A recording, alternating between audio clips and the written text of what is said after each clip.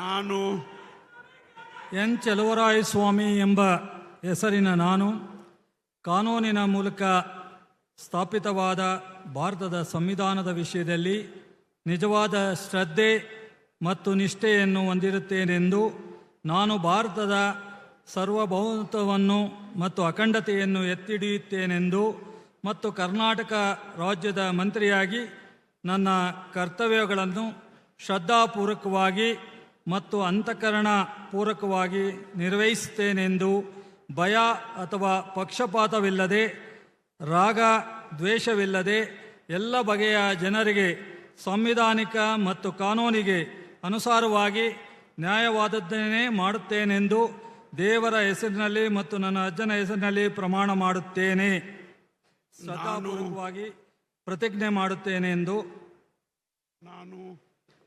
N Chaluvarayaswamy ಎಂಬ ಹೆಸರಿನ ನಾನು ಕರ್ನಾಟಕ ರಾಜ್ಯದ ಮಂತ್ರಿಯಾಗಿ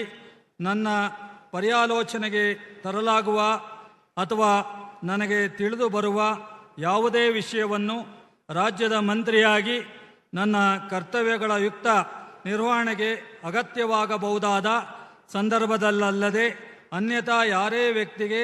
ಅಥವಾ ವ್ಯಕ್ತಿಗಳಿಗೆ ಪ್ರತ್ಯೇಕವಾಗಿ ಅಥವಾ ಪರೋಕ್ಷವಾಗಿ ತಿಳಿಸುವುದಿಲ್ಲ ಅಥವಾ ಬಹಿರಂಗಪಡಿಸುವುದಿಲ್ಲ ಎಂದು ದೇವರ ಹೆಸರಿನಲ್ಲಿ ಪ್ರಮಾಣ ಮಾಡುತ್ತೇನೆ.